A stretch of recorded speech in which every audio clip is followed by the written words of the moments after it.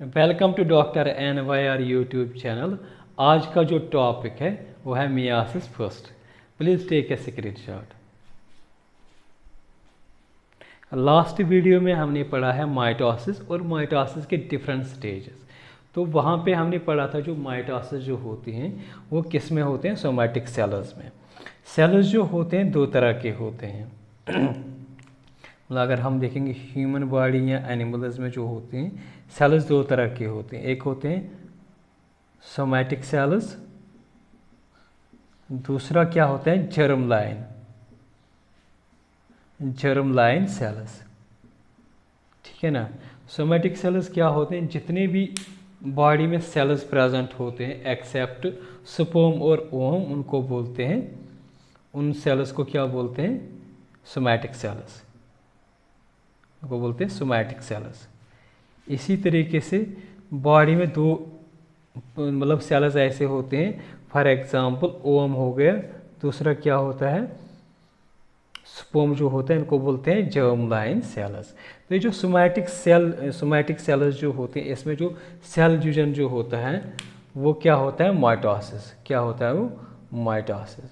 और मियासिस जो होते हैं वो किन में होता है, जर्म लाइन सेल्स में।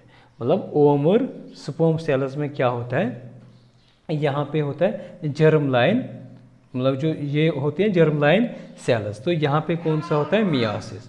तो मियासिस सेल डिवीजन किन में होता है, जर्म लाइन सेल्स। तो ये स्टार्ट हम करेंगे डिस्कवरी से। इसको देखेंगे कहाँ से, किसने इसको डिस्कवर किया था। ऑस्कर हैटविग ने 1876 में इसको डिस्कवर किया, किसमें, सी ऑर्चिन में। तो इसी तरीके से मियासिस जो होता है, टर्म मियासिस, इसको दिया है फॉर्मर और मोरे ने 1905 में।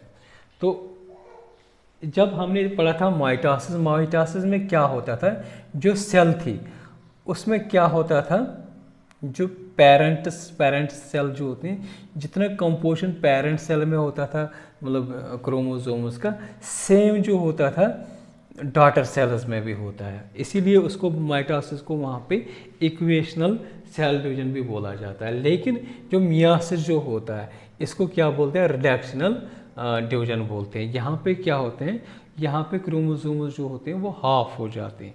जब डॉटर न्यूक्लिय बनते हैं, डॉटर सेल्स बनते हैं, उनके जो न्यूक्लिय जो होते हैं उनमें क्या होते हैं, क्रोमोसोम्स जो होते हैं वो हाफ हो जाते हैं। तो इसी तरीके से मैंने बोला जर्म लाइन सेल्स जो होते हैं वहाँ पे मियासिस होता है। तो इसमें क्या होता है, दो डिविजन्स होते हैं, दो पार्ट्स होते हैं। एक होता है मियासिस फर्स्ट जो हम आज पढ़ेंगे, मियासिस सेकंड हम दूसरे वीडियो में पढ़ेंगे। आज हम पढ़ेंगे मियासिस फर्स्ट। ये जो मियासिस फर्स्ट जो होता है, यहाँ पे क्या होता है, मतलब इस पीरियड में क्या होता है, साइटोकाइनेसिस जो होता है, यहाँ पे साइटोकाइनेसिस हो जाते हैं, जो लेकिन डीएनए जो होता है ना ये रेप्लिकेट नहीं होता है। तो इस पीरियड में क्या होता है, साइटोकाइनेसिस होती है लेकिन जो डीएनए जो होता है वो उसका रेप्लिकेशन नहीं होता है, डीएनए का रेप्लिकेशन नहीं होता है। तो मियासिस क्या होता है, मियासिस फर्स्ट में कौन कौन से स्टेजेस आते हैं, सबसे पहले आता है प्रोफेज। ठीक है ना, प्रोफेज फर्स्ट। इसी तरीके से जब हम मियासिस सेकंड पढ़ेंगे ना उसमें भी प्रोफेज सेकंड आएगा, यहाँ पे फर्स्ट आएगा, वहाँ पे जब हम पढ़ेंगे प्रोफेज सेकंड आएगा। तो प्रोफेज फर्स्ट क्या होता है, ये लॉन्गेस्ट फेज होता है मियासिस का, मियासिस फर्स्ट का। तो ये और स्टेजेस में डिवाइड किया गया है। एक होता है लैप्टोटीन, दूसरा होता है ज़ाइगोटीन, तीसरा होता है पैचटीन, इसी तरीके से डिप्लोटीन और डायोकाइनेस।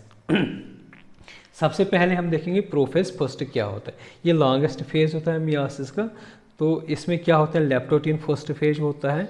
लेप्टोटीन जो होता है शॉर्टेस्ट, मतलब यहाँ पे शॉर्ट पॉलीराइबोसोम्स होते हैं। पॉलीराइबोसोम्स क्या होते हैं, बहुत सारे राइबोसोम्स जो होते हैं इकट्ठे जब ग्रुप हो जाते हैं तो वो क्या बनाएंगे, एक राइबोसोम मतलब पॉलीराइबोसोम्स बनाएंगे, बहुत सारे राइबोसोम्स इकट्ठे होंगे। दूसरा क्या होता है, इसमें जो एंडोप्लाज्मिक वेसिकल्स जो होते हैं वो बहुत कम प्रेजेंट होते हैं। यहाँ पे इस डिवीजन में बहुत कम ये जो एंडोप्लाज्मिक वेसिकल्स जो होते हैं वो कम होते हैं। दूसरा जो स्टेज होता है इसका प्रोफेज का वो होता है ज़ाइगोटीन।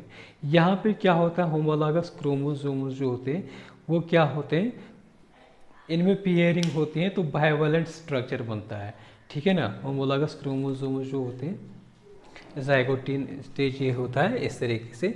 यहाँ पे क्या होता है, जो होमोलॉगस, ये होमोलॉगस क्रोमोसोम्स हो गए ना, ये वाला और ये, तो यहाँ इन्हीं के बीच में होता है। मतलब होमोलॉगस क्या मतलब होता है, सेम क्रोमोसोम्स के बीच में, ठीक है ना। तो ये क्या बनाते हैं, बाइवैलेंट। बाइवैलेंट में दो क्रोमोसोम्स इकट्ठे मिलेंगे तो उसी को बोलते हैं बाइवैलेंट क्रोमोसोम स्ट्रक्चर बनाते हैं। तो यहाँ पे क्या होते हैं, 4 क्रोमोटिड्स, ठीक है ना। यहाँ पे 4 क्रोमोटिड्स होते हैं, 1 हो गया, 2 हो गए, 3 हो गए और 4 हो गए। तो 4 क्रोमोटिड्स इसमें बाइवैलेंट स्ट्रक्चर जो होता है, यहाँ पे 4 क्रोमोटिड्स होता है। साथ में क्या होता है, इसमें एक कम्प्लेक्स बनता है जिसको बोलते हैं सिनेप्टोनिमल कम्प्लेक्स, ठीक है ना। तो ये सिनेप्टोनिमल कम्प्लेक्स जो होता है ना, ये इसी जो बाइवैलेंट यहाँ पे बना है ना, ये बाइवैलेंट स्ट्रक्चर जो बना है, तो इसको सपोर्ट करता है ये सिनेप्टोनिमल कम्प्लेक्स, ठीक है ना। और साथ में क्या होते हैं, अगर हम देखेंगे सेंट्रोमियर्स, यहाँ पे एक सेंट्रोमियर हमने देखा है अडैप्टोप्टी, तो यहाँ पे क्या होता है, यहाँ पे 1 हो गया, 2 हो गए सेंट्रोमियर जो होता है ना, 2 सेंट्रोमियर्स होते हैं, ठीक है ना। एक यहाँ पे होगा, एक तो मतलब 2 सेंट्रोमियर्स होंगे और 4 जो होते हैं 4 क्रोमोटिड्स होंगे, ठीक है ना।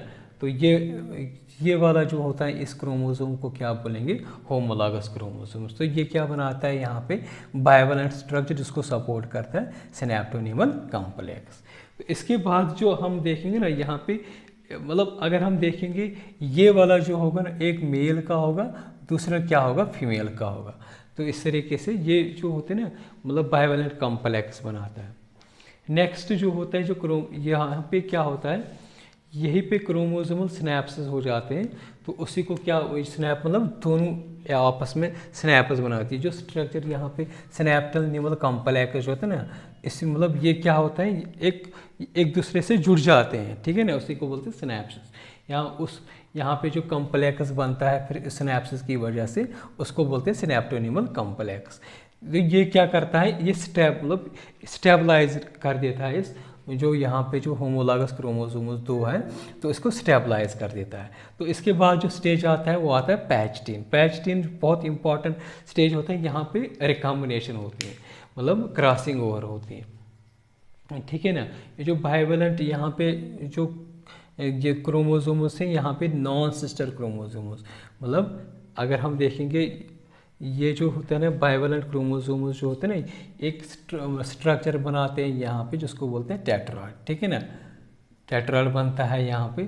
साथ साथ में क्या होता है, जो नॉन सिस्टर क्रोमोटिड्स जो होते हैं, यहाँ पे जो नॉन सिस्टर क्रोमोटिड्स जो होते हैं, मतलब यहाँ पे अगर मैंने ये बनाया, ये जो होते हैं, ये वाला एक हो गया, ये वाला इनको बोलते हैं सिस्टर क्रोमोटिड्स, और इन दोनों को क्या बोलते हैं आपस में, नॉन सिस्टर क्रोमोटिड्स।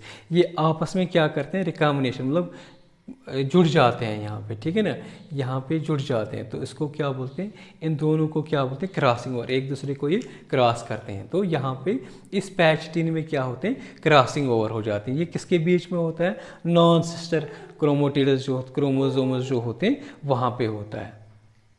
तो नेक्स्ट जो होता है ये आता है डिप्लोटीन, ठीक है ना। डिप्लोटीन में क्या आता है, यहाँ पे एक क्रॉस लाइक स्ट्रक्चर बन जाता है। तो इस क्या, ये जो यहाँ पे बना था ना सिनेप्टोनिमल कम्प्लेक्स, ये क्या होता है, ये ख़त्म हो जाता है इस डिप्लोटीन स्टेज में। जब ये ख़त्म हो जाता है, ये जो क्रोमोसोम्स जो होते हैं ये बनाते हैं एक क्रॉस लाइक स्ट्रक्चर इस तरीके से, जिसको बोलते हैं कियाज्मा, ठीक है ना।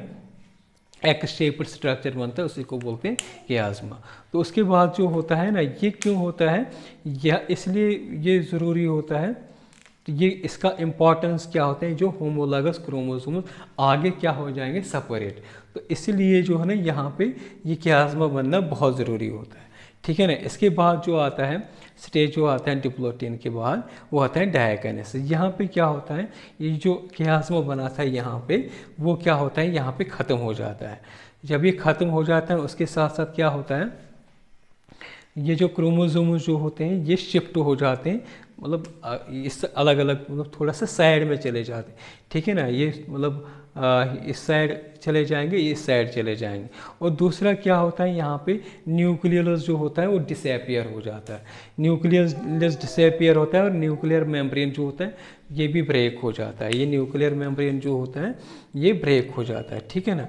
यहाँ पे बहुत सारे ब्रेक्स आते हैं इस न्यूक्लियर मेम्ब्रेन में, ठीक है ना, एक मतलब ब्रेक हो जाता है। इसके बाद क्या होता है, स्पिंडल फाइबर जो होते हैं वो बनना स्टार्ट हो जाते हैं यहीं पे, ठीक है ना। ये स्पिंडल फाइबर्स अभी तक मतलब हल्के हल्के ही नज़र आ रहे थे इस स्टेज में और इस स्टेज में, लेकिन यहाँ पे क्या होते हैं, ये स्पिंडल फाइबर जो होते हैं ये बनना स्टार्ट होते हैं। तो उससे क्या होता है, ये स्पिंडल फाइबर जो है ना फिर क्रोमोसोम्स को मतलब अपोजिट पोल्स में खींचेंगे, ठीक है ना, मतलब इनको अलग अलग खींच देंगे। तो यहाँ पे अच्छे से स्पिंडल फाइबर्स बन जाते हैं। मेटाफेज फर्स्ट जब हम नेक्स्ट यहाँ से सेकंड पढ़ेंगे वहाँ पे ये क्या होता है, ये बिल्कुल सेपरेट हो जाएंगे, ठीक है ना। अगर आप लोगों को हमारा ये वीडियो अच्छा लगा होगा प्लीज़ इस चैनल को सब्सक्राइब कर दीजिएगा, वीडियो को लाइक एंड शेयर कर दीजिएगा। Thank you very much.